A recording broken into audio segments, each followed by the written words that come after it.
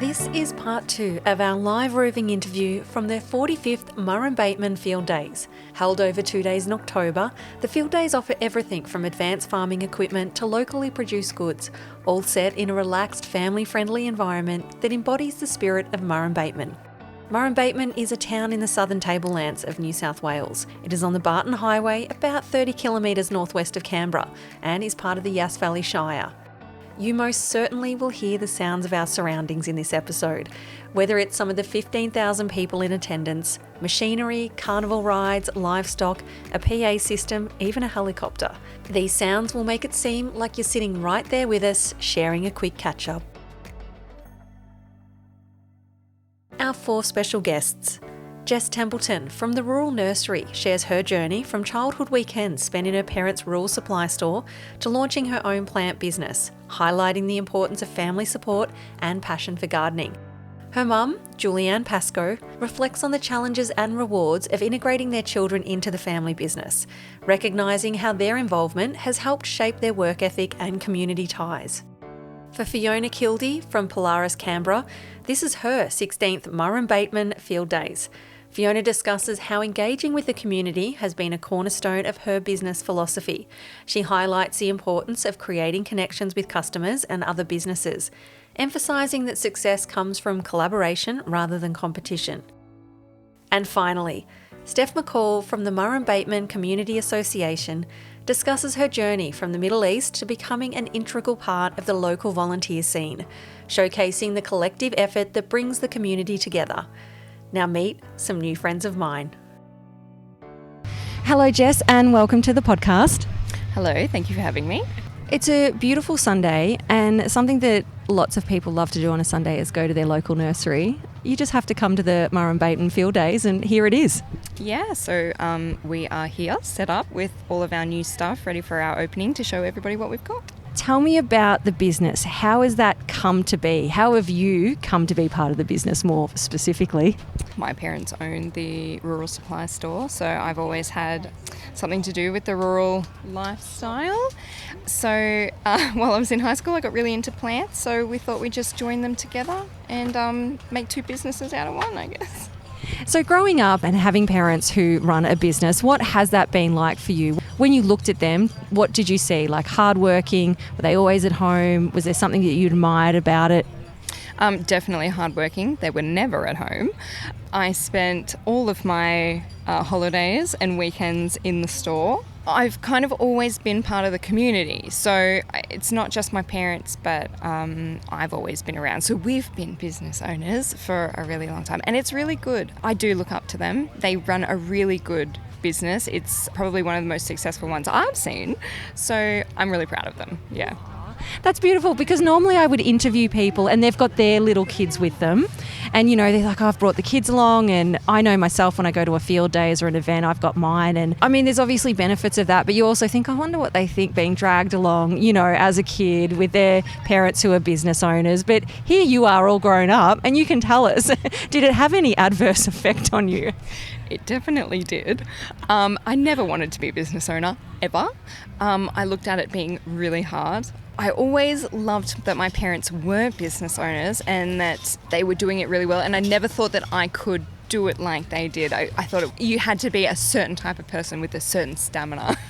So I'm really giving it a go. Yeah. So how have they enticed you into the business and to obviously follow your love of plants? It's really funny. I kind of fell into the love of plants. So because I've always been in the rural lifestyle, I started off coming out of school. I actually wanted to do landscape construction. So I went and did my Cert 3 in that kind of area.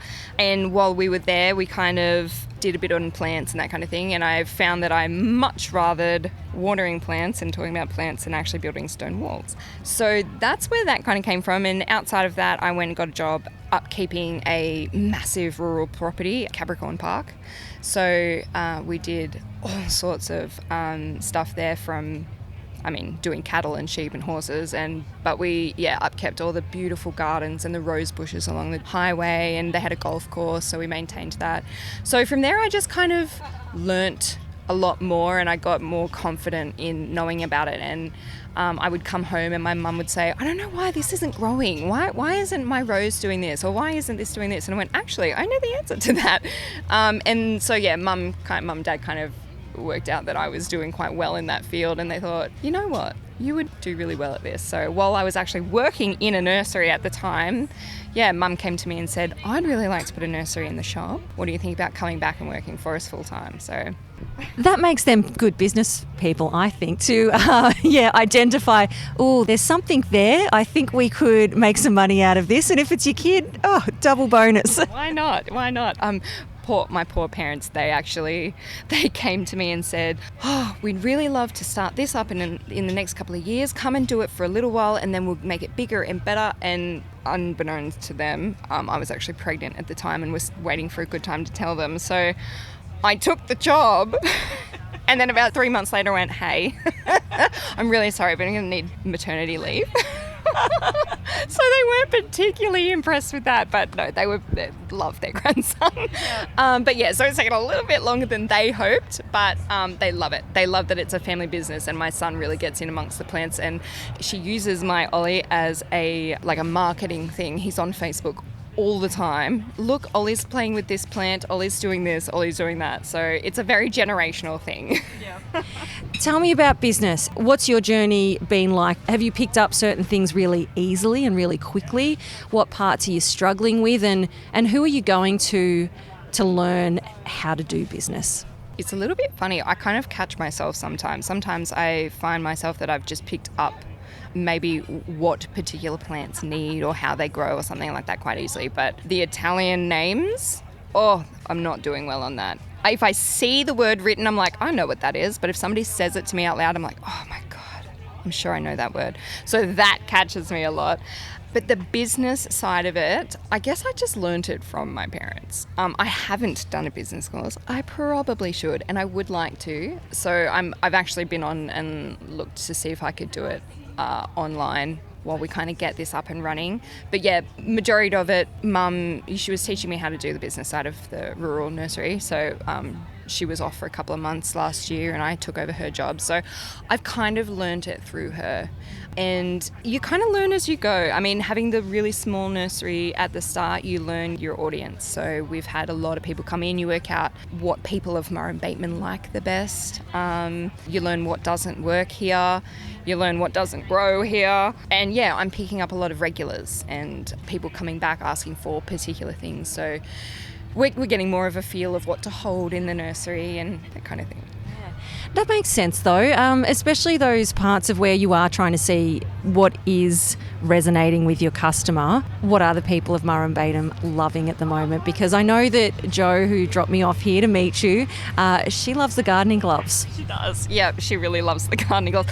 I love the gardening gloves. And when I first started working for my parents, they've always done the basics because people just want cheap and they want to use it and then that's it. So it's always been black plastic gloves, green overall pants, and that's it. And I thought, no, rural women of Murrumbateman want flowers on their gloves. They want watering cans that look like elephants. So I have slowly, over time, started to order in very small amounts of very pretty things, and they've done really well. And I think my dad's only just starting to let me know that he agrees with me.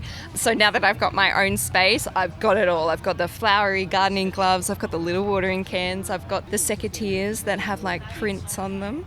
So you can get all dirty and rural and still feel pretty. Oh, I love it. That should be your marketing tagline. So you've grown up in this community. Tell me, what is it that you love about it? Why is it that you've stayed?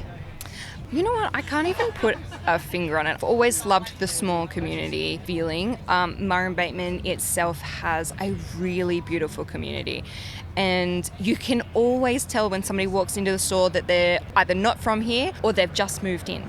You can always tell them apart from a Murrumbateman person. And it's really great to meet new people that come in because you're like, oh, have you just moved in? And they're like, yeah, we've just come in the last month. And we say, well, welcome.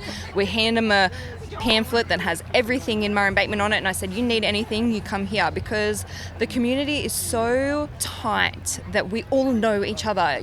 You come in, somebody says, oh, I need a plumber. I said, here's 3. I need a fencer. What? Yep, I've got your fencer here. We all support each other. It's really great. I think now that we're getting a little bit bigger and we've got a couple more cafes and a couple more kind of restaurantes going in, there still doesn't seem to be competition. Nobody's worried. Everybody's really excited and we're leaning on each other. And I don't just say that about Murrumbateman, I say it about kind of the Yass Valley, because I'm not the only nursery in the Yass Valley. There's at least one big one in Yass, and then there's a few like home-based ones.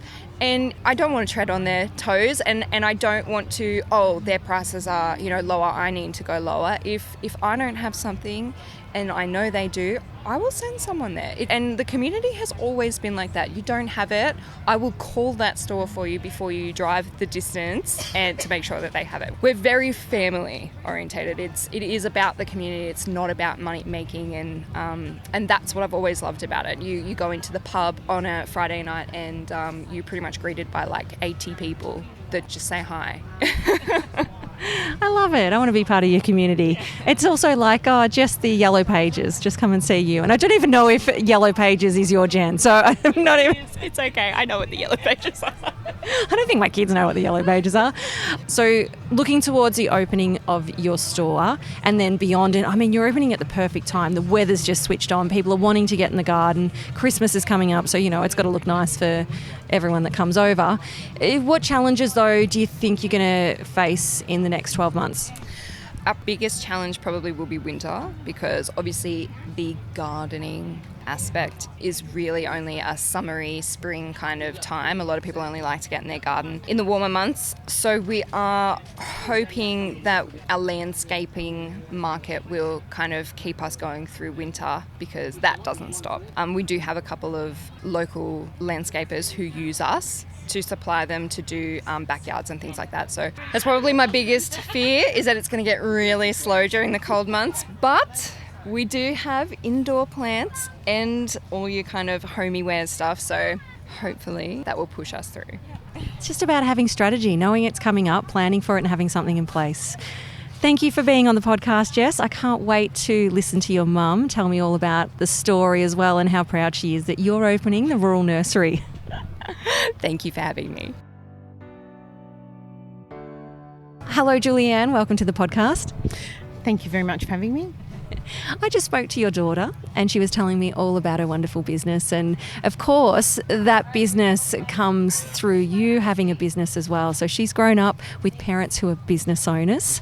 Tell me a bit about how you got into business yourself. Our business grew from my parents' business. So my mother and my stepfather owned a rural shop like ours for 20 odd years.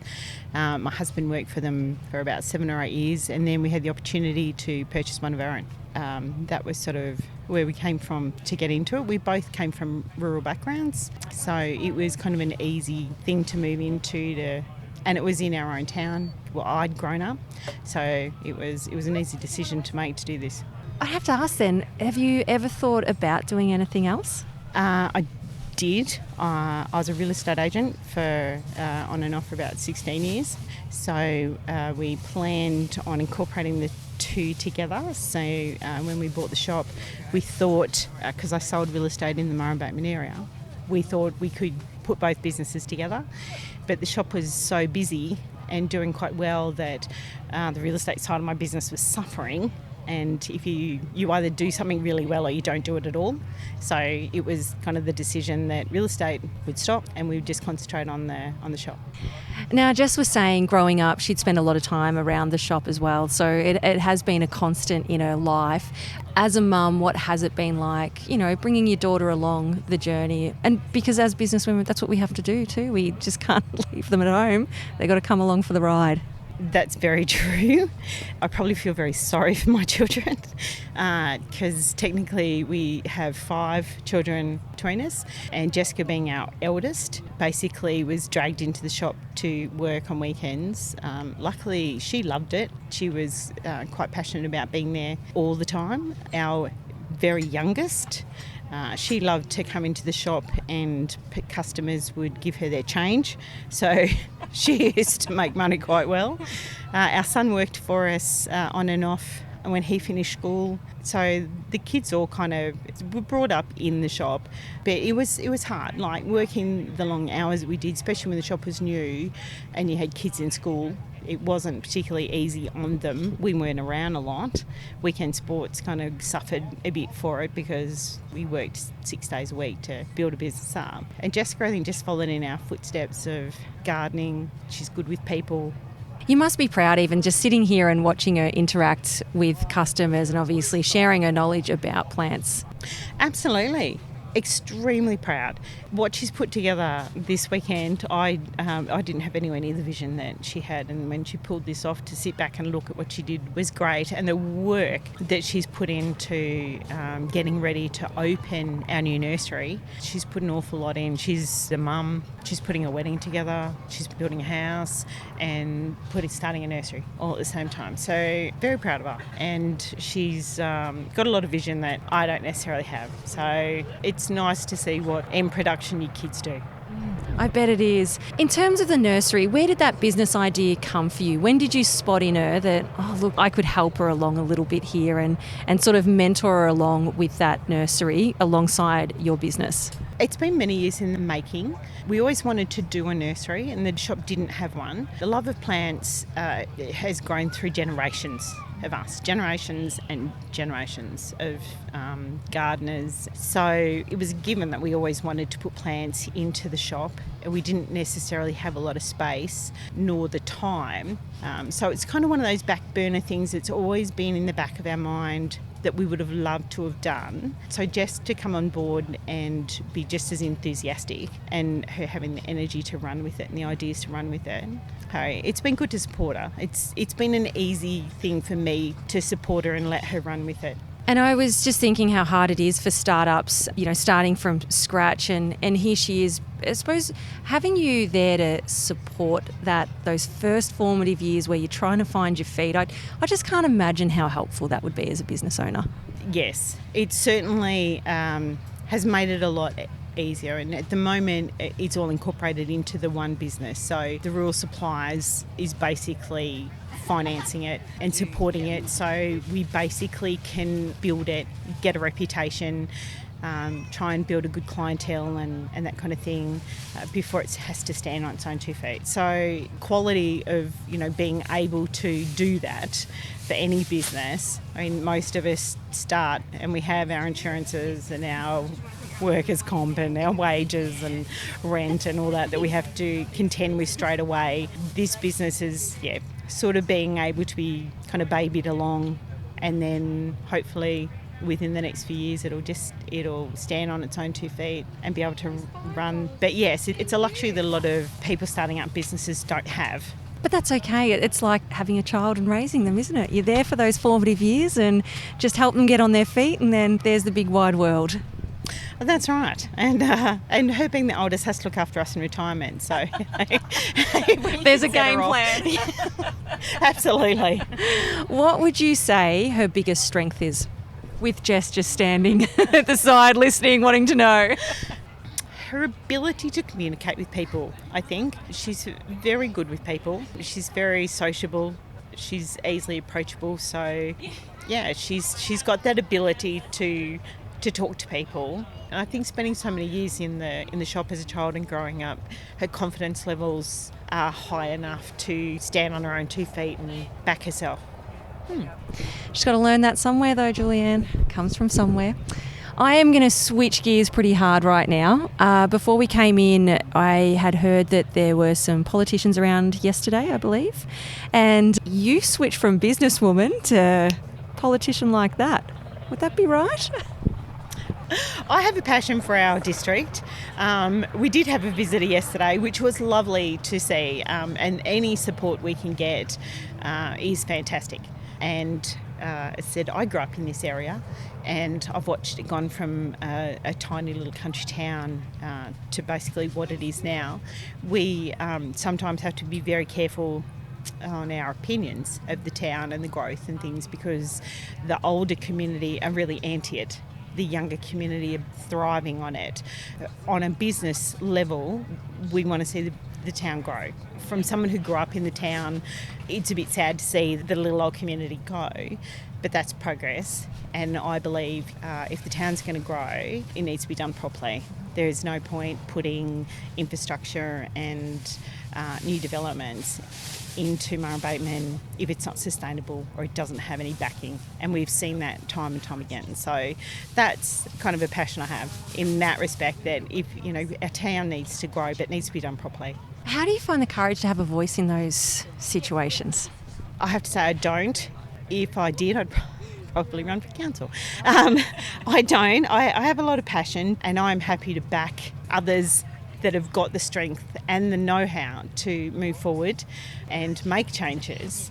And I'm more of happy to be a support person. As I said, I have a lot of passion, but I don't necessarily have the upfront brunt to do anything about it, really. But it's so good that you've used your voice. You've used that opportunity to express how you feel and your opinion, and I think that takes courage even to pull all those things together, especially when you're in front of a politician. But as you said, sometimes you don't get that opportunity and you got to take it when it's there. Tell me, what is it about this area that you absolutely love, and even why someone should come and visit here for a weekend, for a little day trip? Murrumbateman's a beautiful area. I won't necessarily say the whole of Yass Shire is a beautiful area, but Murrumbateman is certainly a beautiful area. Our vineyards, majority are run by families that have either grown up in the area or have moved to the area quite a while ago and want to see it grow. So the businesses that run in this town, and basically the people that run them all, are usually very lovely, compassionate people who want to see growth in our town. It's an easy thing to enjoy, Murrumbateman. Yeah. Beautiful. Well done on raising a daughter that has confidence, that has passion, and obviously is about to launch her own business. And what an incredible mum you are to be there as she does it. Thank you very much for having me. Hello, Fiona, and welcome to the podcast. Thank you, Kimberly. I'm really excited to be here and having a chat. I'm excited too, because you have shade and chairs, which is just so lovely when you're mid-field day. This is true, but I feel bad I didn't offer you a water to hydrate yourself as well.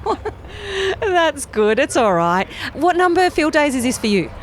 This is my 16th. 16. I actually can't imagine coming to anything 16 times in my career. You would be an old hand at this. You would know exactly how to pace yourself through a day. Absolutely. Look, it's all about making sure you're hydrated. You've got your lollies to have a little bit of a sugar hit during the day, and just making sure you bring your food. And why do you come back year after year? Well, it's part of my local community. So I come back and I love to see how the kids have grown and how there's grandchildren that have come with some of my clients. I have clients that just like to come and say hi. So we get all our regular clients, we get to meet the new clients. Murrumbateman has, the area has expanded. There are a lot of more small acreage farms, people that have come down from big cities. So it's exciting because I live on a farm, and I can say to them, hey, I've made all the mistakes, so don't do that. Come here, let me educate you, let's have a chat, and this is where I am when you're ready to do something. So it's not a hard sell. Has there been a field day over those 16 years where it's been really hard to push through? And I suppose as a business owner, that's that resilience, isn't it? You get knocked down, you get back up again, you find a different way to do something. There have been some challenging field day shows over the years. I think being beside the helicopter one year, holy dooly, I went home and my head was shaking from it taking off and having to hold the camper trailers down because we came with our camper trailer business that year. I've been up near the tractor pull.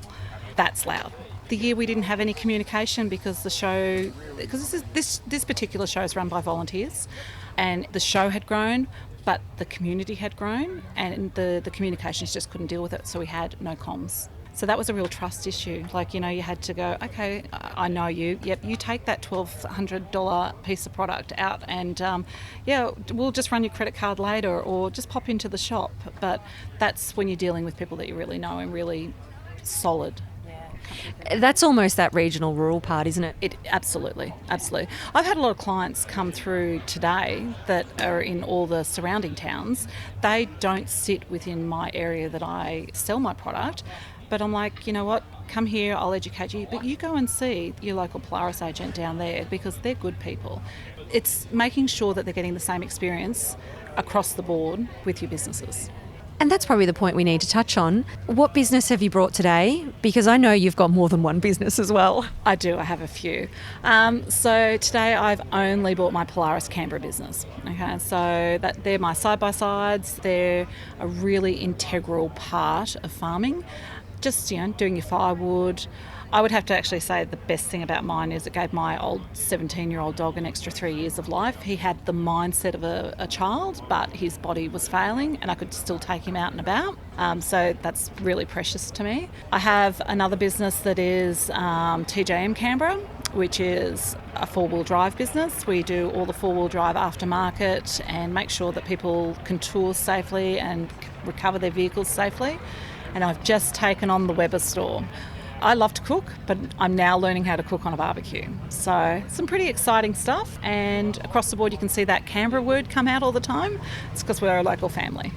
And talking about family, you've got your family involved. You've got your husband here. Your son just introduced himself. And can I say, the way your son introduced himself, so you've said, this is Kimberly, but he straight out with a hand. Yes. What is he, 19? He's 19. Oh, he's about to turn 19. Yep, about to turn 19, straight out with the hand. Hi, I'm such and such, and then nice to meet you. Yes. Well, Are you proud when you see that? I'm super proud. And I have clients that come in here and go, oh my God, look at him this year. Oh my God, are you kidding? Look at the size of him. That's the beauty of some of these clients. They just come every year to support me. Just that confidence to come up to someone and put their hand out. Where do you think that's come from? Has that been watching mum and dad interact with the public as business owners? Absolutely. So he is, as I said, he's about to turn 19. He has been every Murrumbateman Field Day show. I was lucky because my parents lived here, so they would come and bring him out for his period of time and then, of course, have to go sit on all the tractors. And so when he was little, but he got to a point where he's like, I don't want to go and stay with the grandparents. I want to come to the show. And we also have a daughter. She's 21. She's at university now studying marketing. They would come. She would run my whole cash drawer, my FPOS, my till, so they had that respect of money. They just know how to talk to people. We've taken them on photo shoots and magazine shoots, and they've always been around adults. But I think that's also my upbringing because I'm an army brat. And we travelled the world and you had to be polite because it was only just our family. We didn't have the support of grandparents and cousins out and uncles. We had to actually just, if you wanted a conversation, you went out with mum and dad and you met somebody who had something cool to talk about, and that's what you had to do. So you're a business owner now. What were you before that? What's your journey into owning your own business? So army brat, travelled the world. Fell in love with travel. I believe that if you travel, you can have more respect for people and cultures because you have to be respectful of a culture when you step into another country. I came back to Australia. We always boomeranged in and out of Australia. And because I love travel so much, I went, why wouldn't I sell travel? Because I like my 5-star hotels, but I like, going into the bush and meeting orangutans and just some really cool stuff. So I started working for Flight Centre. And just loved it. And then I met my husband, and he is a professional golfer, and we used to run golf courses. So that has a business component. I did not study to be an accountant, but I run the whole back end, accounting, ordering, HR, dealing with the tax department and contracts, but it's all come from that. Neither of us have a uni degree. Our daughter is our first one to go to uni, and that wasn't how we did things. My son is not taking that path. He is exactly like us. He's learning every aspect of the business. He has to learn what a balance sheet is and a profit and loss, and take all the good stuff that we know and get rid of all the bad stuff and bad habits that we have, and become the next generation of something cool. That's so lovely. When I think about having that piece of paper, and I mean, I've talked about it on several podcasts, like I don't have a piece of paper. It was all that on-the-job experience. And yeah, it's a bit of a scratchy thing there where I'm like, oh, I really would love one and I wish I had one. But as you said, sometimes that on-the-job experience is just so valuable, like outdoes a piece of paper some days. It does. But in saying that, my husband and I are taking on a new brand. There is a fourth business. God, are you not busy enough? No, there is a fourth business coming in the next couple of months I'm really, really excited by this new business. It's heaps of fun. Sorry, just even at that, how long have you been in business? How many years? Well, we started on the 1st of the 1st of the 1st as our particular company. So 24, 23, 24 years, and you still get excited about a new business. Yes, because this one's really fun. Business is fun, okay. No, the products that are coming outside of the business that you get to play with is going to be very, very fun. We were at this launch for this particular business, and my husband's like, oh, I don't want my daughter to leave and go to university, and is it a waste of money? Because we didn't need to do that. And I said, you need to understand what she's studying. She needs to have this kind of background to be able to strive where she wants to be. He was like, oh, okay, And I was like, well, she's paying for it. It's her HEX bill. She's going to have to do it. We'll just help her get there. She needs to, and she understands the value of money. So she's going to this uni, and she's like, I can't believe some of these people are just here. What a waste of money, because they're not passionate. So we go to this presentation, and this young girl called Kiki, who is German, is the head of the marketing for Australasia for this particular company. And she runs through this big presentation, and I'm just sitting there going, this chick's so cool. She's like 24. She's just got the coolest product, and she's so excited and passionate. And we walked out of the room, and I turned to my husband and said, that's what your daughter's studying. That's what she'll be doing. And he just went, oh.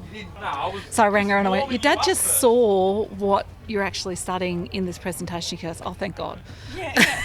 Marketing is one of those things. It is very broad, but it's also really hard to see sometimes. So if you are able to... Yeah, like travel. Yes, absolutely.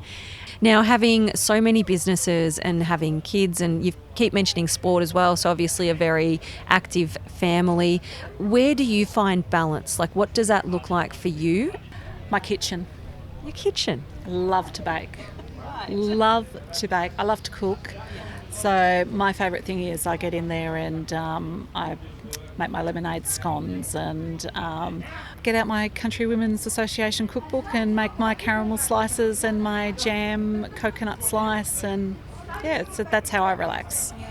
When I pull out mine, my Nana gifted me a CWA cookbook, and it invokes memories of her when I bring it out. Yeah, absolutely. Like the lemonade scones. So important.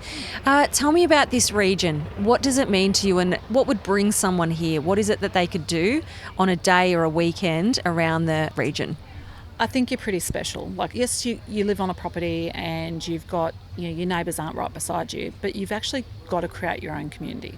So whether it be through Pony Club or just, the local raffles at the pub during the week, that's where the ball clubs and the football clubs and the soccer clubs are all making their money to be able to provide things for the clubs. Again, back to the sport, I know. There are the Scouts and the Girl Guides, I grew up that way as well, but you need to participate in your community. I think a lot of newer communities, people move out of town and they drive into their properties and you don't see them because they go, I just don't want to deal with anybody. That's okay too. But in the field days, they do come out and you do get them to start talking and they get excited about being in this space. But you've got to invest in your own community. I've just come back from a New South Wales Rural Women's Gathering in Harden yesterday, and community was a really strong theme and what it means to all of us. And community sometimes isn't where you live, but it's the people you surround yourself with. But really just the difference between a metro community where sometimes it doesn't exist, but how special it is for us in rural areas and how we really need to nurture that. Yeah, I mean, things are different now. When I was growing up and we lived in Canberra, you still had your street parties. They don't do that anymore. But it's actually looking out for your neighbours and looking out for your old neighbours as well. Like where we live, we've had our street changeover. You know, Christmas time, we're in a little cul-de-sac, we do a Christmas party. And we're starting to get that changeover. The oldies are moving on. We've had a few pass away, and it's just, you know, making sure that the ones that are left are being looked after. But it's great seeing all the little kids coming out and you have a cricket game, and like that does get missed now. Like it's just not there. So you've got to stand up and you've actually got to show that you care. The new neighbours that moved in, I went over and gave them some muffins. Here's my phone number if you get stuck with the kids. You know, if the power goes out, give us a yell. You know, just that's what you got to do. You just got to be a good person. I want you as my neighbour, Fiona. It'd be lovely. Well, I'm hoping my other neighbours sell because they're not there all the time. It's like, oh. But the new ones that came in, they've got 4 kids. And the mum was like, oh my God, I'm so sorry. They're so loud. And I said, I don't hear them. I said, I actually hear them if I'm outside. But I love the sound of hearing the kids having fun outside because that was me 17 years ago when my kids were little. So, yeah, let them go hard. So tell me, what does the next 12 months look like for you with 4 businesses? Well, I'm in my gap year because my son's graduated, so we're done with school now. So we're not volunteering in our basketball club. We've taken a bit of time off. So it's just buckling down. So we're going to buckle down. We're creating something for my son to work in. Hopefully this new business that we're about to kick off, I told my daughter it's pretty exciting. So maybe she'll grace us with her marketing skills. And we were just going to get them to be good, solid businesses. And at some point, hopefully my husband and I will get to travel. You are an incredible businesswoman, actually. I feel like you'd be someone we'd need on a panel to really nitpick and get some insights. If you could leave us just with one piece of advice, what should we be doing as business owners? Be invested. What does that mean for you? Yeah, be invested in your staff and your customers. I always say to everybody, you treat them the way that you want to be treated. You know, if you want to be treated like a princess, well, then you treat your staff and your clients like princesses and kings. Kings and queens, I should say. I love it. Well, it's a busy day. There are so many people milling around the Polaris and obviously having a look. And I know the husband and the son are doing a good job, being very busy. So I'll let you get back to it. Thank you for being on the podcast. Oh, it's been a pleasure. Thanks for the chat. Hello, Steph, and welcome to the podcast. Hi, thank you for having me. You're my last stop for the day, and it's just so nice to take a seat because you have sensational hot weather. It's like that first hot day of a change of season for us, and it's just nice to now just sit back and reflect on what is, you know, a fantastic field days. Thank you very much for coming. I hope it's not too hot. We've managed to find a very nice shady spot by the containers, if you can picture that. Well, I think my car is parked near the sewage tank, so this is actually quite good. So just if you could just take us through what your role is in terms of field days. We're actually here as the Murrumbateman Community Association that has the umbrella of the Murrumbateman Field Days team, and we just have a little site on the corner where we help people facilitate and tell people where things are on, or, you know, if they need water facilities or anything like that. But the team, the Field Days team, are actually the people that have done the majority of the work. They're the ones that generate the field days. They get the volunteers on board. And the Community Association, which I'm a volunteer in, we just help and sit in the background quietly and let that team get on with all that work. They're amazing, and all credit to them, really. But we just come along for the day because we just sort of facilitate, as I said, with just helping people, giving people direction, and just being a bit of a support to the Field Days team as well. It is an important role, especially for someone like me that hasn't had a map today. And, you know, I've got Joe asking me to meet her at certain spots. I've got no idea where I'm going. So people like you are just an absolute blessing. And we thought we did this last year where we'd not done it before. And last year was really good because we were in a fairly central place, lots of footfall, but not really thinking that we would be that busy, that people would just ignore us a little bit. But it was amazing how people still wanted to come come and talk to us as an association to find out about what was happening in Murrumbateman itself, what was happening in the region. And that's where our volunteer work comes into play, where we're actually also sharing that information as well. So it wasn't necessarily all about the field days, but just the fact that people that are coming to this event are actually also very interested in the town itself as well. And that's why we decided to do it again this year, and it's been really good again just to be there as a little bit of a backup and a support. Well, tell me, how did you come to be a part of this beautiful town? We actually moved to Australia from the Middle East 12 years ago, and we were originally in Sydney, and my husband is in the forces. We had moved up to far north Queensland, and then his role changed and he moved to Canberra. And we had actually previously, 6 years prior, driven through from Orange down through the back roads to get to Canberra, and we drove through Murrumbateman and stopped to use the facilities and fell in love with it. And when my husband was being posted to Canberra, I said, shall we consider moving to Murrumbateman? And even though at the time there were no schools in Murrumbateman itself, we still just fell in love with the area. And because of that, I then got involved in the association. And even before we get to that part of how you've become a part of the association, while your husband was in the forces, what was it like for you, Steph, to have a job during that time? Was it hard to hold one down, or wasn't that even on your radar? I mean, if you've had kids at that time, it must have been hard anyway. To be honest, being a forces wife, moving around as often as we have done, we've moved around 8 times in Australia. So for me to have a permanent job has been difficult. So for me, I've become basically self-employed. I've dipped in and out of work where I can. Previous to that, I was working for a large pharmaceutical company as a sales manager and the director of sales. So I was very full on working with corporate details, marketing, sales, traveling around a lot. Met my husband a little bit later in life. But I'm also an army child, and so I had an appreciation of his role. So I knew that when we were going to set off and travel the world, that I would just look after the kids, but also find other things in that time that would fill my day if I wasn't with the children. And that led to volunteer work.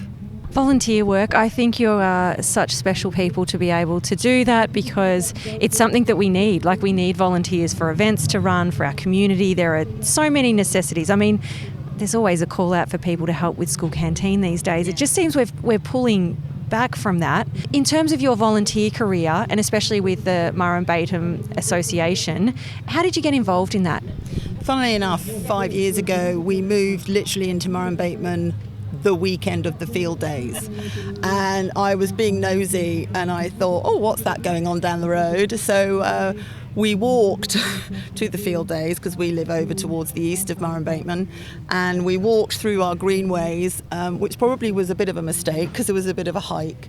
But when we got here and we saw what was going on, I didn't realise that this was actually a volunteer group that had done all of this. To me, it was just maybe a big event that was being organised by a corporate organisation.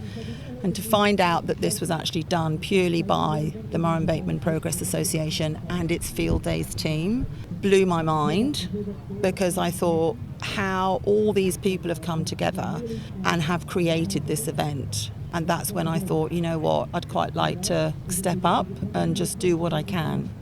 And that's basically how I got involved. Found the organisation, representatives. Took me a little while to sort of gain some confidence, because I think people with volunteer work, they think, oh, I'm going to be hassled all the time. They're always going to want me. But what I've learnt is that what you can give, be it an hour, be it 2 hours, be it just standing on a market stand or just answering questions, fielding calls or helping people go to the right area, that all helps. And that's actually how I got started. So I knew nothing when I arrived. I knew nothing.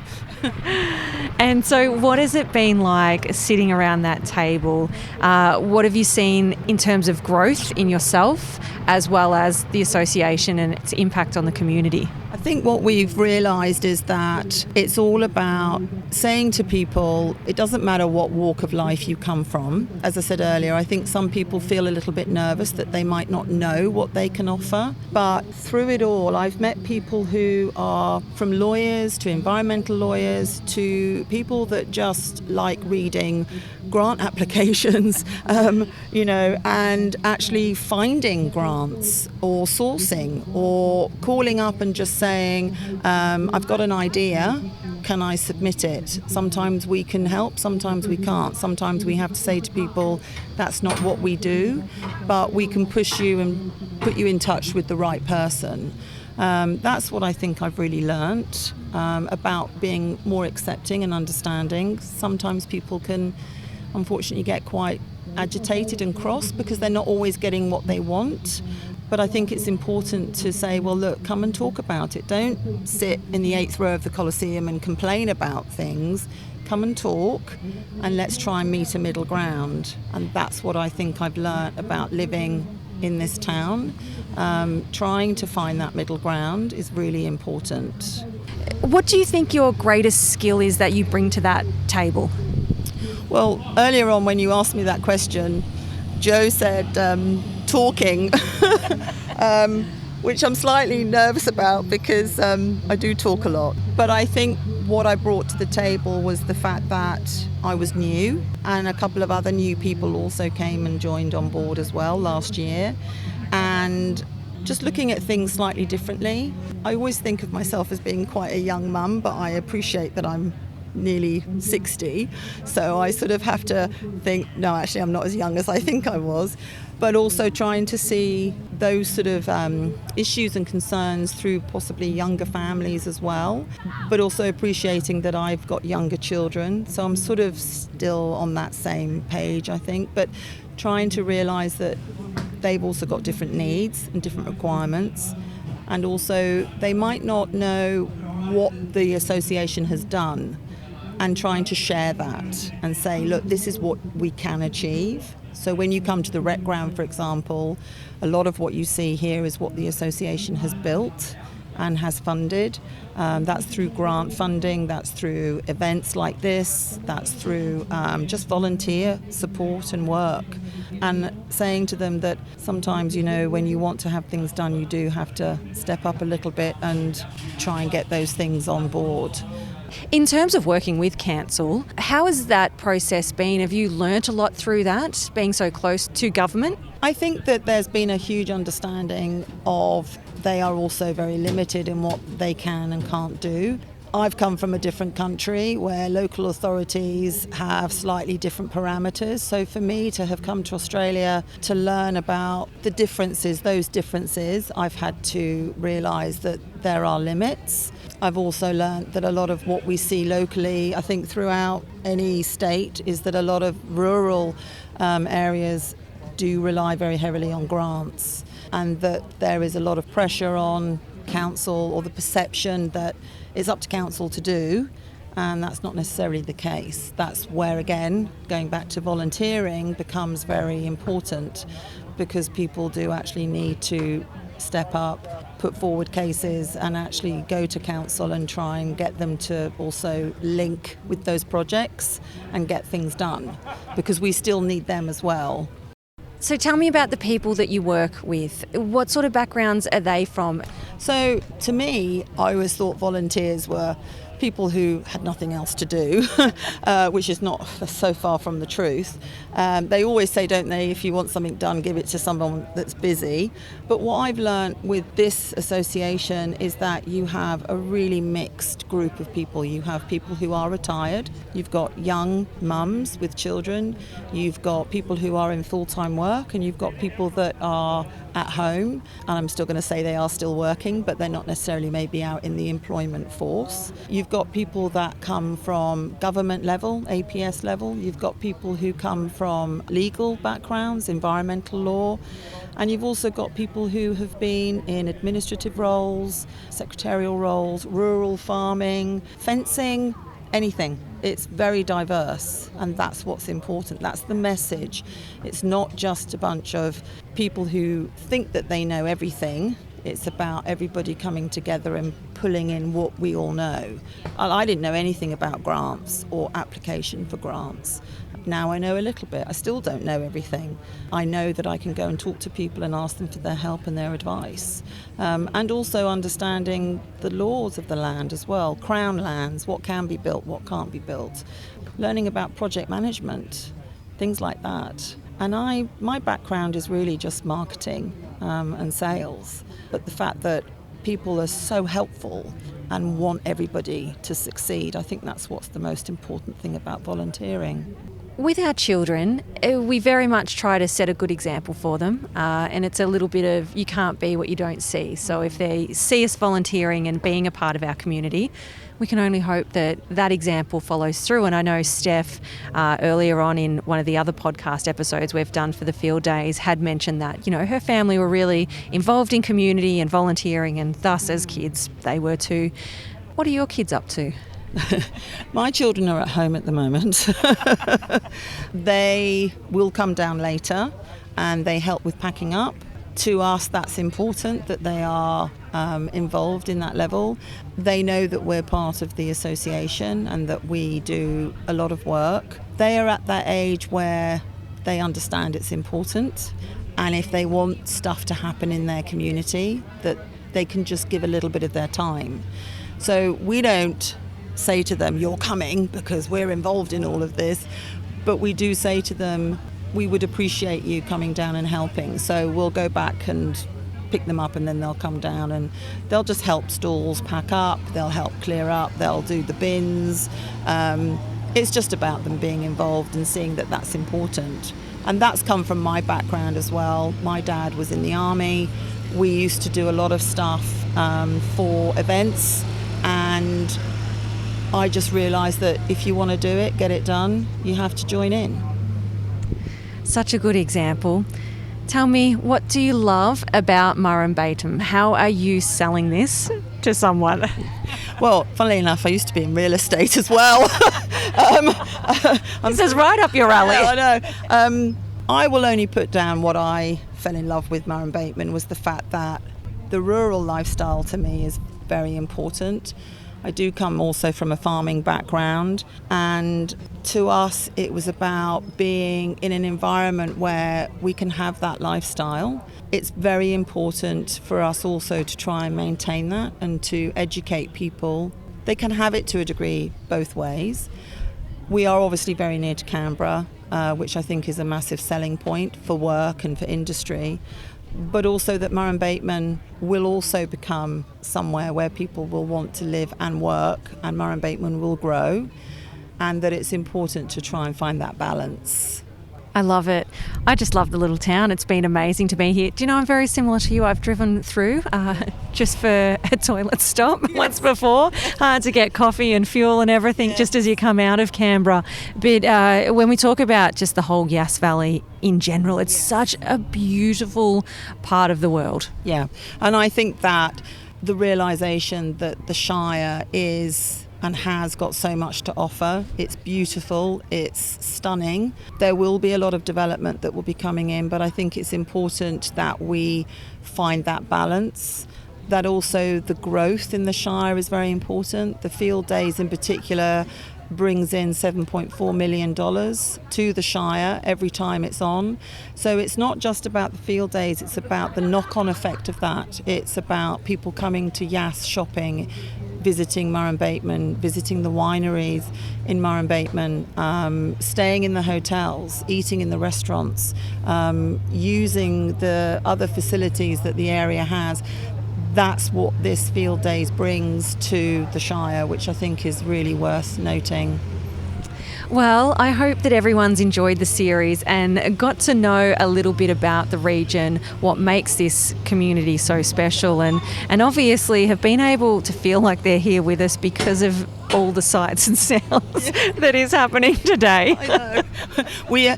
You won't know this, but we've had to move 3 times now, finding the shade and also moving away from people packing up.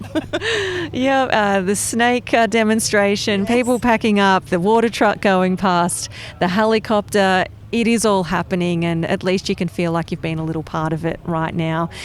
Thank you, Steph, for volunteering. Like, I'm not sure anyone ever thanks volunteers enough, and I hope that we all do really realise the work that you put in, and things wouldn't happen. And maybe it is at your level where it's helping the town that you live in. It could just be at school and helping in canteens. I know that they are struggling at the moment. We just have to get better at that. I'm probably talking more my generation, being 40 and having sort of 4 kids in that school system, and probably admitting that I've never done school canteen. Oh no! Don't tell anyone. Oh God! But even listening to I know I need to do that. I'm not too busy for that. I'm busy, but I'm not too busy for that. I think it's just give a little, be proud of that, and don't worry about the rest. What you give, even if it's just half an hour or an hour, it's so important. So don't stress over that if you can't do more. That's all we need. I'm going to leave it on that. That's a beautiful message. Thank you, Steph. Cheers. Thank you. Bye. Now, before you take off with all that inspiration and knowledge, we'd love for you to leave a review on our podcast so that we can continue to amplify women's voices in the media. And if you have any questions, we'd like to celebrate a win, you can always connect with us on Facebook and Instagram at Oak Magazine AU. I'm so glad we've met and that now you know a friend of mine.